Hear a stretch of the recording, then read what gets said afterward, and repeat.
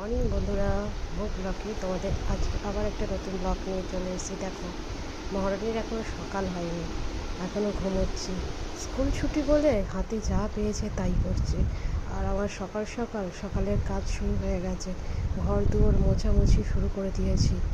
কারণ যত সকালবেলা কাজ সেরে রাখবো ততই নিজের কাজগুলো ঠিকঠাকভাবে সময় মতন হয়ে যাবে। তারপর তো রান্না বান্না আছে, তাই রান্না বসিয়ে দিয়েছি। আজকে আলু করলা দিয়ে একটু চচ্চড়ি করবো। যা গরম পড়েছে, এখন তো তেঁতোটা খাওয়া খুবই দরকার, তাই আমি প্রায় দিনই তেঁতো করি।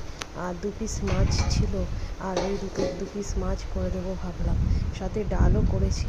বাদ বাকি তোমাদের সাথে দেখো কি হারে ঘেমে গেছি, এতটাই গরম, মানে রান্নাঘরে থাকা যাচ্ছে না। রান্না মোটামুটি হয়ে গেছে।